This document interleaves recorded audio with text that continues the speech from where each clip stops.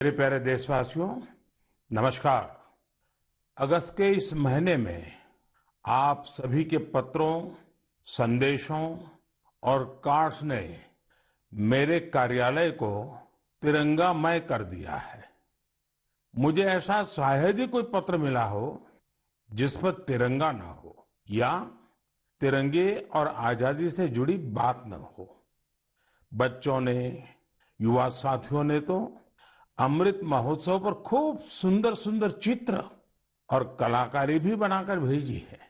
आजादी के इस महीने में हमारे पूरे देश में हर शहर, हर गांव में अमृत महोत्सव की अमृत धारा बह रही है।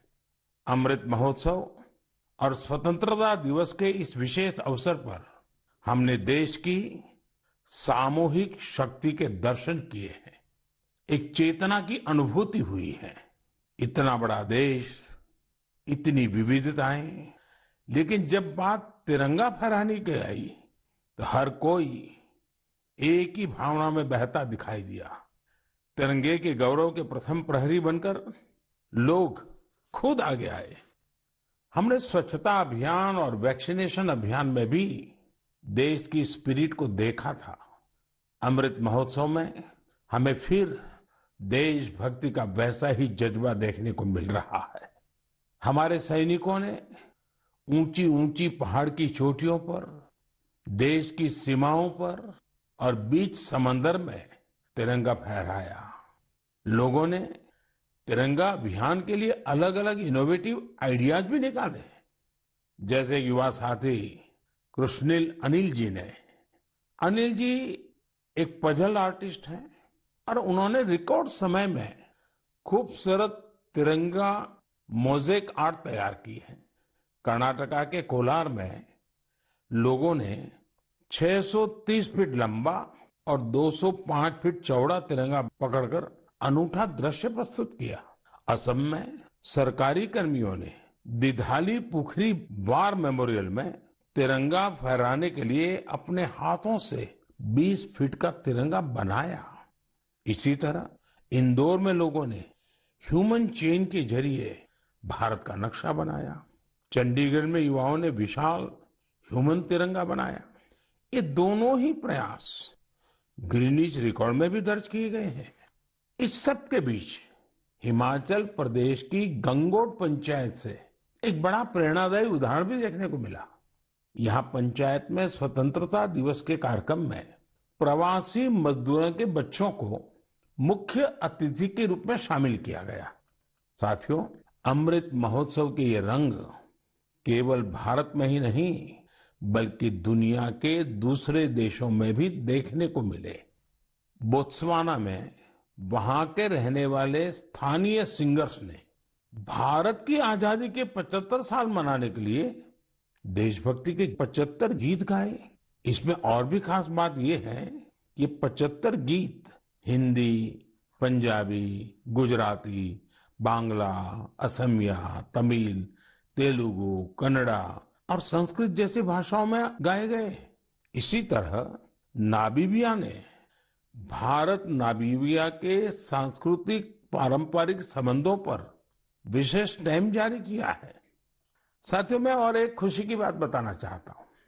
अभी कुछ दिन पहले मुझे भारत सरकार के सूचना और प्रसारण मंत्रालय के कार्यक्रम में जाने का अवसर मिला। वहां उन्होंने स्वराज दूरदर्शन की सीरियल का स्क्रीनिंग रखा था। मुझे उसके प्रीमियर में जाने का मौका मिला। ये आजादी के आंदोलन में हिस्सा लेने वाले अनसुने नायक नायिकाओं के प्रयासों से देश की युवा पीढ़ी को परिचित कराने की एक बेहतरीन पहल है। दूरदर्शन पर हर रविवार रात 9 बजे इसका प्रसारण होता है और मुझे बताया गया कि 75 सप्ताह तक चलने वाला है। मेरा आग्रह है कि आप समय निकालकर इसे खुद भी देखें और अपने घर के बच्चों को भी जरूर दिखाएं। और स्कूल कॉलेज के लोग तो इसको रिकॉर्डिंग करके जब सोमवार को स्कूल कॉलेज खुलते हैं तो विशेष कार्यक्रम की रचना भी कर सकते हैं, ताकि आजादी के जंग के इन महानायकों के प्रति हमारे देश में एक नई जागरूकता पैदा होगी। आजादी का अमृत महोत्सव अगले साल यानी अगस्त 2023 तक चलेगा। देश के लिए, स्वतंत्रता सेनानियों के लिए जो लेखन, आयोजन आदि हम कर रहे थे, हमें उन्हें और आगे बढ़ाना है। मेरे प्यारे देशवासियों, हमारे पूर्वजों का ज्ञान, हमारे पूर्वजों की दीर्घ दृष्टि और हमारे पूर्वजों का एकात्म चिंतन आज भी कितना महत्वपूर्ण है। जब उसकी गहराई में जाते हैं तो हम आश्चर्य से भर जाते हैं। हजारों साल पुराना हमारा ऋग्वेद में कहा गया है, ओमान मापो मानुषी अमृतम धाततोकाय तनयाय संयो यूयम हिष्ठा भीषजो मातृतमा विश्वस्य स्थातु जगतो जनित्री ही। अर्थात हे जल, आप मानवता के परम मित्र हैं, आप जीवनदायिनी हैं, आपसे ही अन्न उत्पन्न होता है और आपसे ही हमारी संतानों का हित होता है। आप हमें सुरक्षा प्रदान करने वाले हैं और सभी बुराइयों से दूर रखते हैं। आप सबसे उत्तम औषधि हैं और आप ही इस ब्रह्मांड के पालनहार हैं। सोचिए, हमारी संस्कृति में हजारों वर्ष पहले जल और जल संरक्षण का महत्व समझाया गया है। जब ये ज्ञान हम आज के संदर्भ में देखते हैं तो रोमांचित हो उठते हैं, लेकिन जब इसी ज्ञान को देश अपने सामर्थ्य के रूप में स्वीकारता है तो उनकी ताकत अनेक गुना बढ़ जाती है। आपको याद होगा, मन की बात में ही 4 महीने पहले मैंने अमृत सरोवर की बात की थी। उसके बाद अलग अलग जिलों में स्थानीय प्रशासन जुटा, स्वयंसेवी संस्थाएं जुटी और स्थानीय लोग जुटे। देखते ही देखते अमृत सरोवर का निर्माण एक जन आंदोलन बन गया है। जब देश के लिए कुछ करने की भावना हो, अपने कर्तव्यों का एहसास हो, आने वाली पीढ़ियों की चिंता हो, तो सामर्थ्य भी जुड़ता है और संकल्प नेक बन जाता है। मुझे तेलंगाना के वारंगल के एक शानदार प्रयास की जानकारी मिली है। यहाँ एक नई ग्राम पंचायत का गठन हुआ है जिसका नाम है मंगत्या वाल्या थांडा। यह गांव फॉरेस्ट एरिया के करीब है। यहाँ के गांव के पास ही एक ऐसा स्थान था जहाँ मानसून के दौरान काफी पानी इकट्ठा हो जाता था। गांव वालों की पहल पर अब इस स्थान को अमृत सरोवर अभियान के तहत विकसित किया जा रहा है। इस बार मानसून के दौरान हुई बारिश में ये सरोवर पानी से लबालब भर गया है। मैं मध्य प्रदेश के मंडला में मोचा ग्राम पंचायत में बने अमृत सरोवर के बारे में भी आपको बताना चाहता हूँ। ये अमृत सरोवर कान्हा राष्ट्रीय उद्यान के पास बना है और इसे इस इलाके की सुंदरता को और बढ़ा दिया है। उत्तर प्रदेश के ललितपुर में नवनिर्मित शहीद भगत सिंह अमृत सरोवर भी लोगों को काफी आकर्षित कर रहा है। यहाँ की निवारी ग्राम पंचायत में बना यह सरोवर 4 एकड़ में फैला हुआ है। सरोवर के किनारे हुआ वृक्षारोपण इसकी शोभा को बढ़ा रहा है। सरोवर के पास लगे 35 फीट ऊंचे तिरंगे को देखने के लिए भी दूर दूर से लोग आ रहे हैं। अमृत सरोवर का यह अभियान कर्नाटका में भी जोरों पर चल रहा है। यहाँ के बागलकोट जिले के बिलकेरूर गांव में लोगों ने बहुत सुंदर अमृत सरोवर बनाया है। दरअसल इस क्षेत्र में पहाड़ से निकले पानी की वजह से लोगों को बहुत मुश्किल होती थी।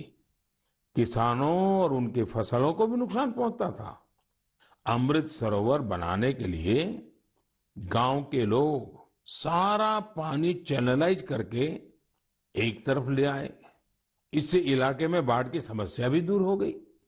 अमृत सरोवर अभियान हमारी आज की अनेक समस्याओं का समाधान तो करता ही है, हमारी आने वाली पीढ़ियों के लिए भी उतना ही आवश्यक है। इस अभियान के तहत कई जगहों पर पुराने जलाशयों का भी कायाकल्प किया जा रहा है। अमृत सरोवर का उपयोग पशुओं की प्यास बुझाने के साथ ही खेती किसानी के लिए भी हो रहा है। इन तालाबों की वजह से आसपास के क्षेत्रों का ग्राउंड वाटर टेबल बढ़ा है, वहीं इनके चारों ओर हरियाली भी बढ़ रही है। इतना ही नहीं, कई जगह लोग अमृत सरोवर में मछली पालन की तैयारियों में भी जुटे हैं। मेरा आप सभी से और खासकर मेरे युवा साथियों से आग्रह है कि आप अमृत सरोवर अभियान में बढ़ चढ़ करके हिस्सा लें और जल संचय और जल संरक्षण के इन प्रयासों को पूरी से पूरी ताकत दें, उसको आगे बढ़ाएं। मेरे प्यारे देशवासियों, असम के बोंगाई गांव में एक दिलचस्प परियोजना चलाई जा रही है, प्रोजेक्ट संपूर्णा। इस प्रोजेक्ट का मकसद है कुपोषण के खिलाफ लड़ाई, और इस लड़ाई का तरीका भी बहुत यूनिक है। इसके तहत किसी आंगनवाड़ी केंद्र के एक स्वस्थ बच्चे की मां एक कुपोषित बच्चे की मां से हर सप्ताह मिलती है और पोषण से संबंधित सारी जानकारियों पर चर्चा करती है। यानी एक मां दूसरी मां की मित्र बन उसकी मदद करती है, उसे सीख देती है। इस प्रोजेक्ट की मदद से इस क्षेत्र में एक साल में 90% से ज्यादा बच्चों में कुपोषण दूर हुआ है। आप कल्पना कर सकते हैं, क्या कुपोषण दूर करने में गीत संगीत और भजन का भी इस्तेमाल हो सकता है? मध्य प्रदेश के दतिया जिले में मेरा बच्चा अभियान, इस मेरा बच्चा अभियान में इसका सफलतापूर्वक प्रयोग किया गया। इसके तहत जिले में भजन कीर्तन आयोजित हुए, जिसमें पोषण गुरु कहलाने वाले शिक्षकों को बुलाया गया। एक मटका कार्यक्रम भी हुआ। इसमें महिलाएं आंगनवाड़ी केंद्र के लिए मुट्ठी भर अनाज लेकर आती हैं और इसी अनाज से शनिवार को बाल भोज का आयोजन होता है। इससे आंगनवाड़ी केंद्रों में बच्चों की उपस्थिति बढ़ने के साथ ही कुपोषण भी कम हुआ है। कुपोषण के प्रति जागरूकता बढ़ाने के लिए एक यूनिक अभियान झारखंड में भी चल रहा है। झारखंड के गिरिडीह में सांप सीढ़ी का एक गेम तैयार किया गया है। खेल खेल में बच्चे अच्छी और खराब आदतों के बारे में सीखते हैं। साथियों, कुपोषण से जुड़े इतने सारे अभिनव प्रयोगों के बारे में मैं आपको इसलिए बता रहा हूं क्योंकि हम सबको भी आने वाले महीने में इस अभियान से जुड़ना है। सितंबर का महीना त्योहारों के साथ साथ पोषण से जुड़े बड़े अभियान को भी समर्पित है। हम हर साल 1 से 30 सितंबर के बीच पोषण माह मनाते हैं। कुपोषण के खिलाफ पूरे देश में अनेक क्रिएटिव और डाइवर्स एफर्ट्स किए जा रहे हैं। टेक्नोलॉजी का बेहतर इस्तेमाल और जन भागीदारी भी पोषण अभियान का महत्वपूर्ण हिस्सा बना है। देश में लाखों आंगनवाड़ी कार्यकर्ताओं को मोबाइल डिवाइस देने से लेकर आंगनवाड़ी सेवाओं की पहुंच को मॉनिटर करने के लिए पोषण ट्रैकर भी लॉन्च किया गया है। सभी एस्पिरेशनल डिस्ट्रिक्ट्स और नॉर्थ ईस्ट के राज्यों में 14 से 18 साल की बेटियों को भी पोषण अभियान के दायरे में लाया गया है। कुपोषण की समस्या का निराकरण इन कदमों तक ही सीमित नहीं है। इस लड़ाई में दूसरी कई और पहल की भी अहम भूमिका है। उदाहरण के तौर पर जल जीवन मिशन को ही ले तो भारत को कुपोषण मुक्त कराने में इस मिशन का भी बहुत बड़ा असर होने वाला है। कुपोषण की चुनौतियों से निपटने में सामाजिक जागरूकता से जुड़े प्रयास महत्वपूर्ण भूमिका निभाते हैं। मैं आप सभी से आग्रह करूंगा कि आप आने वाले पोषण माह में कुपोषण या मालन्यूट्रिशन को दूर करने के प्रयासों में हिस्सा जरूर लें। मेरे प्यारे देशवासियों, चेन्नई से श्रीदेवी वरदराजन जी ने मुझे एक रिमाइंडर भेजा है। उन्होंने माय गॉव पर अपनी बात कुछ इस प्रकार से लिखी है। नए साल के आने में अब 5 महीने से भी कम समय बचा है और हम सब जानते हैं कि आने वाला नया साल इंटरनेशनल ईयर ऑफ मिलेट्स के तौर पर मनाया जाएगा। उन्होंने मुझे देश का एक मिलेट मैप भी भेजा है। साथ ही पूछा है कि क्या आप मन की बात में आने वाले एपिसोड में इस पर चर्चा कर सकते हैं। मुझे अपने देशवासियों में इस तरह के जज्बे को देखकर बहुत ही आनंद की अनुभूति होती है। आपको याद होगा कि यूनाइटेड नेशंस ने एक प्रस्ताव पारित कर वर्ष 2023 को इंटरनेशनल ईयर ऑफ मिलेट्स घोषित किया है। आपको ये जानकर भी बहुत खुशी होगी कि भारत के इस प्रस्ताव को 70 से ज्यादा देशों का समर्थन मिला था। आज दुनिया भर में इसी मोटे अनाज का, मिलेट्स का क्रेज बढ़ता जा रहा है। साथियों, जब मैं मोटे अनाज की बात करता हूं तो मेरे एक प्रयास को भी मैं आज आपको शेयर करना चाहता हूं। पिछले कुछ समय से भारत में कोई भी जब विदेशी मेहमान आते हैं, राष्ट्राध्यक्ष भारत आते हैं, तो मेरी कोशिश रहती है कि भोजन में भारत के मिलेट्स यानी हमारे मोटे अनाज से बनी हुई डिशेज बनवाऊं। और अनुभव यह आया है इन महानुभावों को यह डिशेज बहुत पसंद आती है और हमारे मोटे अनाज के संबंध में, मिलेट्स के संबंध में काफी कुछ जानकारियां एकत्र करने का वो प्रयास भी करते हैं। मिलेट्स, मोटे अनाज प्राचीन काल से ही हमारे एग्रीकल्चर, कल्चर और सिविलाइजेशन का हिस्सा रहे हैं। हमारे वेदों में मिलेट्स का उल्लेख मिलता है और इसी तरह पुराणनुरु और तोल्काप्पियम में भी इसके बारे में बताया गया है। आप देश के किसी भी हिस्से में जाएं, आपको वहां लोगों के खान पान में अलग अलग तरह के मिलेट्स जरूर देखने को मिलेंगे। हमारी संस्कृति की तरह मिलेट्स में भी बहुत विविधताएं पाई जाती हैं। ज्वार, बाजरा, रागी, सावा, कंगनी, चीना, कोदो, कुटकी, कुट्टू, ये सब मिलेट्स ही तो है। भारत विश्व में मिलेट्स का सबसे बड़ा उत्पादक देश है। इसलिए इस पहल को सफल बनाने की बड़ी जिम्मेदारी भी हम भारतवासियों के कंधे पर ही है। हम सबको मिलकर इसे जन आंदोलन बनाना है और देश के लोगों में मिलेट्स के प्रति जागरूकता भी बढ़ानी है। और साथियों, आप तो भली बात ही जानते हैं, मिलेट्स किसानों के लिए भी फायदेमंद है और वो भी खास करके छोटे किसानों को। दरअसल बहुत ही कम समय में फसल तैयार हो जाती है और इसमें ज्यादा पानी की आवश्यकता भी नहीं होती है। हमारे छोटे किसानों के लिए तो मिलेट्स विशेष रूप से लाभकारी है। मिलेट्स के भूसे को बेहतरीन चारा भी माना जाता है। आजकल युवा पीढ़ी हेल्दी लिविंग और ईटिंग को लेकर बहुत फोकस है। इस हिसाब से भी देखें तो मिलेट्स में भरपूर प्रोटीन, फाइबर और मिनरल्स मौजूद होते हैं। कई लोग तो इसे सुपर फूड भी बोलते हैं। मिलेट से एक नहीं अनेक लाभ है। ओबेसिटी को कम करने के साथ ही डायबिटीज, हाइपरटेंशन और हार्ट रिलेटेड डिसीज के खतरे को भी कम करते हैं।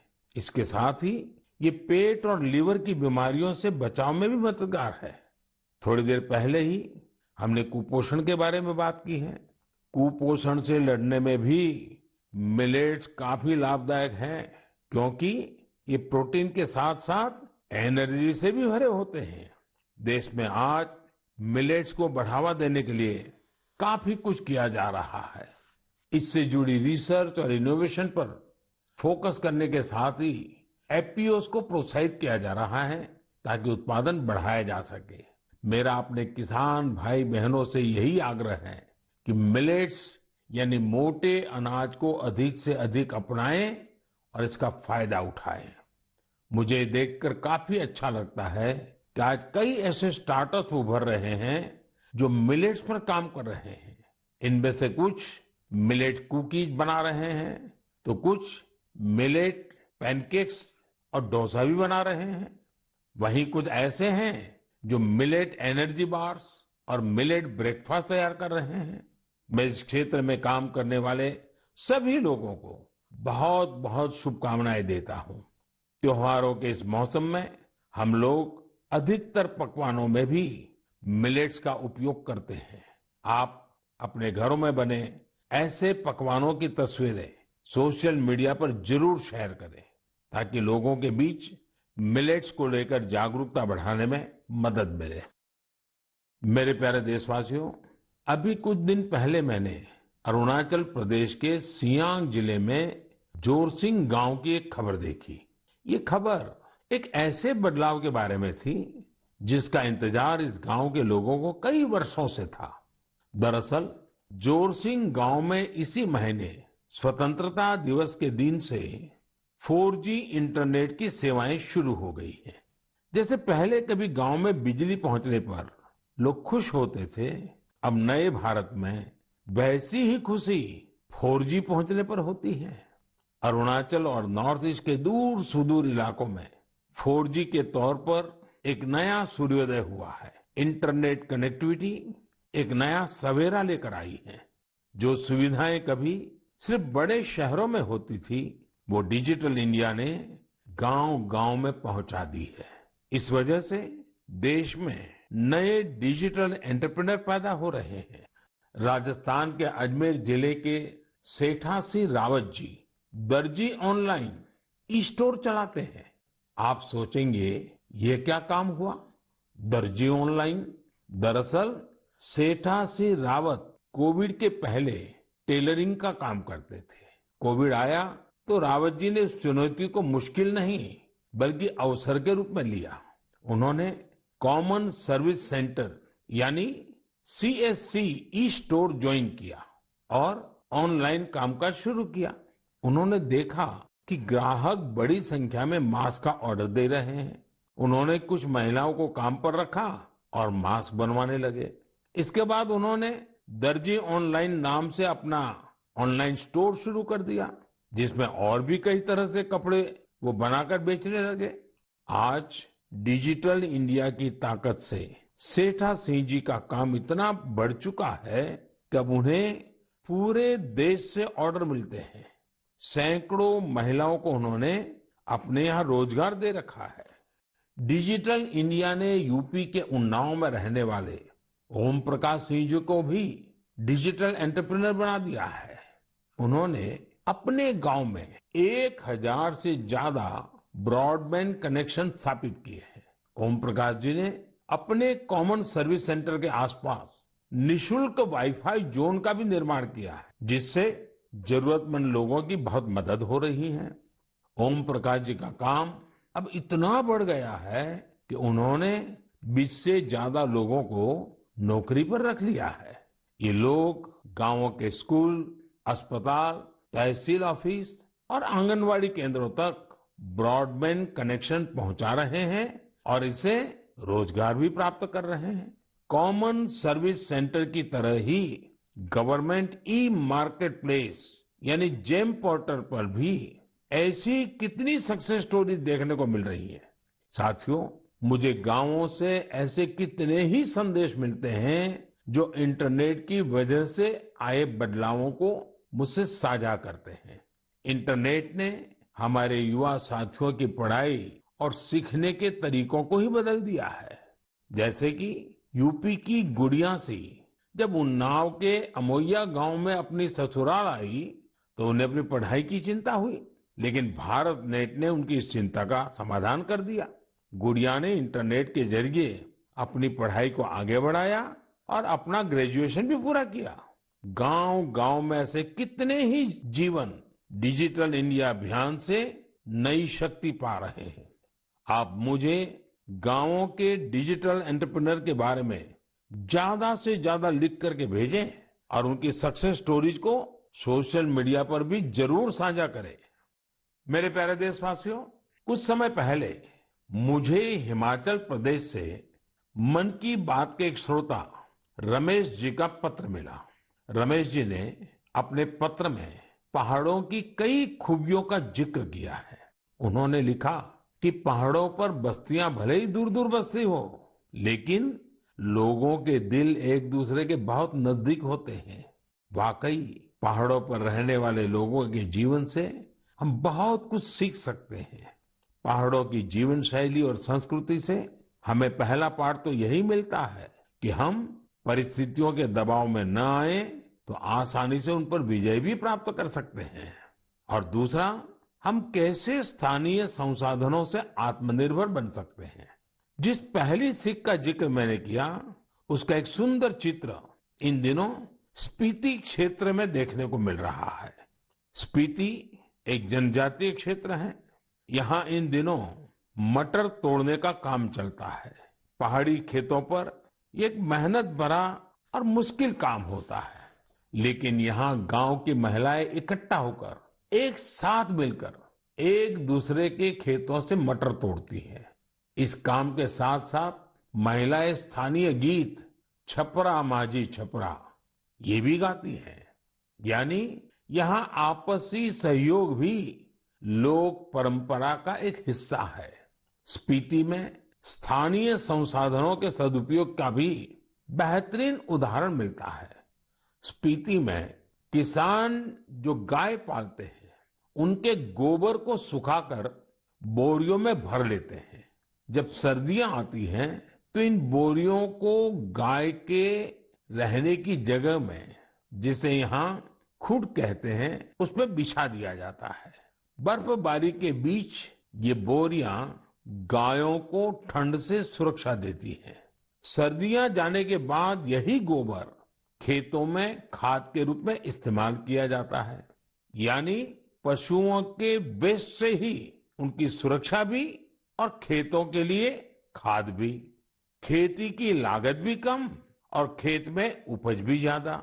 इसलिए तो ये क्षेत्र इन दिनों प्राकृतिक खेती के लिए भी एक प्रेरणा बन रहा है।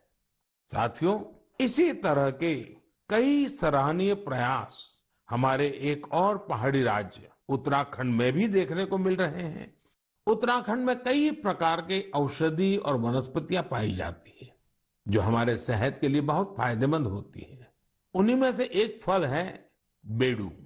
इसे हिमालयन फिग के नाम से भी जाना जाता है। इस फल में खनिज और विटामिन भरपूर मात्रा में पाए जाते हैं।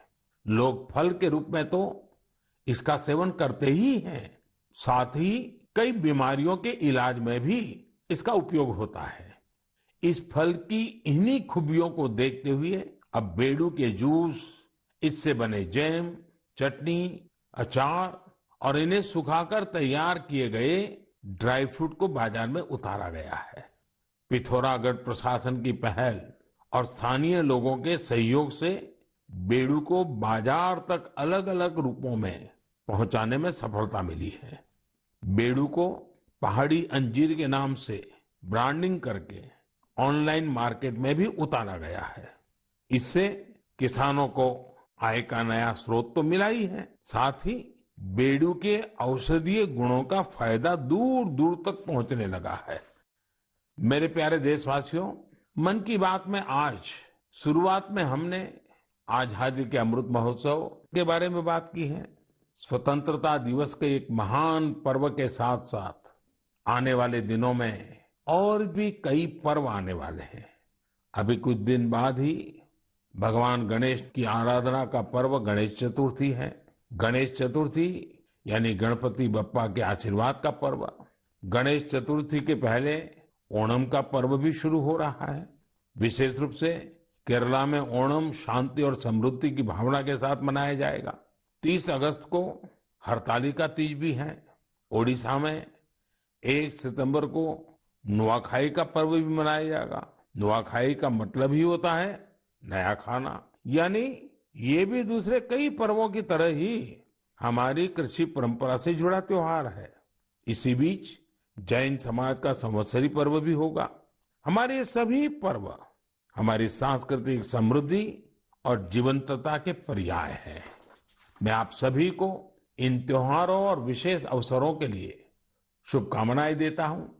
इन पर्वों के साथ साथ कल 29 अगस्त को मेजर ध्यानचंद जी की जन्म जयंती पर राष्ट्रीय खेल दिवस भी मनाया जाएगा। हमारे युवा खिलाड़ी वैश्विक मंचों पर हमारे तिरंगे की शान बढ़ाते रहे, यही हमारी ध्यानचंद जी के प्रति श्रद्धांजलि होगी। देश के लिए हम सभी मिलकर ऐसे ही काम करते रहें, देश का मान बढ़ाते रहें। इसी कामना के साथ मैं अपनी बात समाप्त करता हूं। अगले माह एक बार फिर आपसे मन की बात होगी। बहुत बहुत धन्यवाद।